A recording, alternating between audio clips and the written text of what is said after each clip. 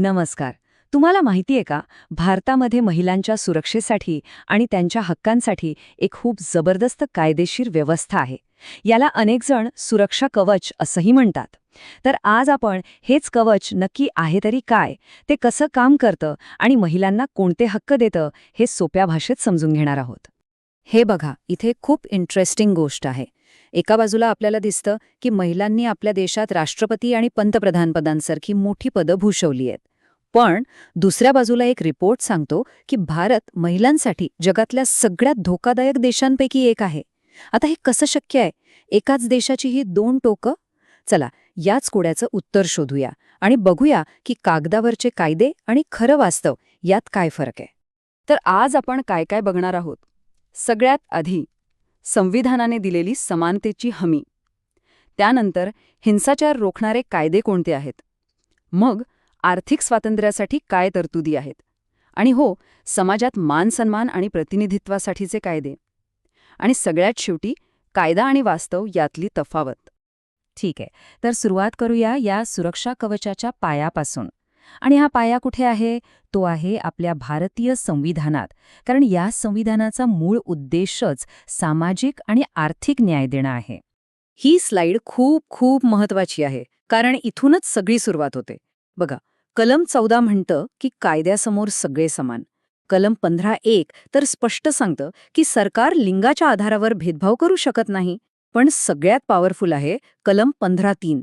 हे कलम सरकारला एक विशेष अधिकार देतं की ते महिला आणि मुलांच्या संरक्षणासाठी वेगळे खास कायदे बनवू शकतं. आणि याच कलमामुळे महिलांच्या हिताचे अनेक कायदे बनले. शिवाय कलम 16 नोकरीमध्ये समान संधी देतं आणि कलम 39D म्हणतं की समान कामासाठी समान पगार मिळालाच पाहिजे. म्हणजे समानतेचा पाया इथेच पक्का केलाय. बरं, संविधानाने पाया तर रचला, पण मग प्रत्यक्ष हिंसाचारापासून वाचवण्यासाठी काय? आता आपण त्या कायद्यांबद्दल बोलूया, जे या सुरक्षा कवचाची खरी ढाल आहेत. हे आकडे बघा, मन सुन्न करणारे आहेत. 2002ची ही आकडेवारी सांगते की त्या काळी दर 32 मिनिटांनी एका महिलेवर बलात्कार होत होता. विचार करा. या आकड्यांवरूनच आपल्याला कळतं की या विषयावर कठोर कायद्यांची किती आणि का गरज होती. तर बलात्कारासारख्या गंभीर गुन्ह्यासाठी आपल्या कायद्यात काय तरतूद आहे? IPC म्हणजेच भारतीय दंड संहितेमध्ये कलम 375 आणि 376 आहेत. यात सगळ्यात महत्त्वाचा शब्द आहे संमती. संमतीशिवाय कोणताही लैंगिक स्पर्श हा गुन्हा आहे आणि यासाठी कडक शिक्षेची तरतूद आहे. तुम्हाला आठवत असेल 2013च्या निर्भया प्रकरणानंतर या कायद्यांमध्ये खूप महत्त्वाचे बदल केले गेले आणि ते अधिक कडक बनवले गेले. फक्त बलात्कारच नाही तर इतरही अनेक कायदे आहेत जे संरक्षण देतात. जसं की कौटुंबिक हिंसाचार कायदा 2005. याचं वैशिष्ट्य म्हणजे हा फक्त पत्नीसाठी नाही तर घरात राहणाऱ्या आई, बहीण, अगदी विधवा स्त्रीलाही शारीरिक, मानसिक किंवा आर्थिक त्रासापासून वाचवतो. मग आहे हुंडा प्रतिबंधक कायदा, जो हुंडा घेणं, देणं गुन्हा ठरवतो. आणि याच्याशीच जोडलेली आहेत IPC कलम 458A आणि 304B, जी हुंड्यासाठी होणाऱ्या छळाला आणि हुंडाबळीला रोखतात. आणि हो, विनयभंग किंवा छेडछाडीसारख्या गुन्ह्यांसाठी कलम 354 आणि 509 आहेतच. ठीक आहे, तर आपण संरक्षणाबद्दल बोललो, पण फक्त संरक्षण पुरेसं आहे का? नाही. खरं सक्षमीकरण तेव्हाच होतं जेव्हा स्त्री आर्थिकदृष्ट्या स्वतंत्र असते. चला तर आता बघूया की आर्थिक स्वातंत्र्यासाठी काय कायदेशीर तरतुदी आहेत. हे चित्र बघा. हे आपल्या समाजातलं एक कटू सत्य दाखवतं. अनेक ठिकाणी सारखंच काम करून सुद्धा पुरुषांच्या तुलनेत महिलांना कमी पगार मिळतो. ही जी पगारातली तफावत आहे ना, ती दूर करण्यासाठीच काही कायदे बनवले गेले. आणि ते कायदे म्हणजे हे. पहिला, समान वेतन कायदा. नावाप्रमाणेच काम सारखं तर पगारही सारखाच. मग आहे प्रसूती लाभ कायदा.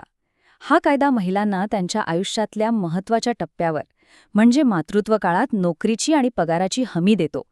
आणि हा तिसरा कायदा तर मैलाचा दगड आहे, हिंदू उत्तराधिकार कायद्यात 2005 साली झालेली सुधारणा. यामुळे आता मुलींना वडिलांच्या संपत्तीत मुलांइतकाच म्हणजे बरोबरीचा हक्क मिळाला आहे. आता आपण वळूया पुढच्या महत्त्वाच्या मुद्द्याकडे. तो म्हणजे समाजात आणि राजकारणात महिलांचं स्थान, त्यांचे हक्क आणि त्यांचा सन्मान. यासाठी कोणते कायदे आहेत ते पाहू. हा एक क्रांतिकारी निर्णय होता असं म्हटलं तरी चालेल. 73वी आणि 74वी घटनादुरुस्ती. यामुळे पंचायत आणि नगरपालिकांमध्ये म्हणजे स्थानिक पातळीवर महिलांसाठी 33% जागा राखीव ठेवण्यात आल्या. याचा परिणाम काय झाला तर लाखो सामान्य महिला राजकारणात आल्या, निर्णय प्रक्रियेत सहभागी झाल्या, त्यांनी गावाचा शहराचा कारभार हातात घेतला. यामुळे खरं तर स्थानिक राजकारणाचा चेहराच बदलला. पण थांबा, हे झालं स्थानिक पातळीवर. राष्ट्रीय पातळीवरचं चित्र थोडं वेगळं आहे. तुम्ही बघू शकता की संसदेमध्ये महिला खासदारांची संख्या अजूनही खूप कमी आहे, फक्त 9%. म्हणजे स्थानिक पातळीवर जे यश मिळालं ते राष्ट्रीय पातळीवर मिळवणं हे अजूनही एक मोठं आव्हान आहे. आता बघूया सामाजिक सन्मानाचे रक्षण करणारे कायदे. पहिला आहे PCPNDT कायदा. हा कायदा स्त्री भ्रूण हत्येसारख्या भयंकर प्रथेला रोखतो. म्हणजे जन्माच्या आधीच लिंग तपासून मुलीला मारून टाकण्यावर हा कायदा बंदी घालतो. मग आहे स्त्री अशिष्ट प्रदर्शन कायदा. म्हणजे जाहिरातींमध्ये किंवा सिनेमांमध्ये महिलांचं चुकीचं अश्लील चित्रण करण्याला हा कायदा रोखतो. आणि तिसरा अनैतिक व्यापार प्रतिबंधक कायदा, जो महिला आणि मुलींची तस्करी आणि लैंगिक शोषणासारख्या गंभीर गुन्ह्यांविरोधात काम करतो. तर आपण आत्तापर्यंत हे सगळं कायदेशीर सुरक्षा कवच बघितलं. कागदावर हे सगळं खूप मजबूत वाटतं नाही का? पण कोणताही कायदा यशस्वी होण्यासाठी समाजाची साथ लागते. चला, आता कायदा आणि वास्तव यातलं अंतर जरा समजून घेऊया. हे जे वाक्य तुम्ही बघताय ना, हे खूप महत्वाचं आहे. भारतात सामाजिक कायदे फारसे प्रभावी ठरले नाहीत, कारण जुनी सामाजिक मूल्य अजूनही टिकून आहेत.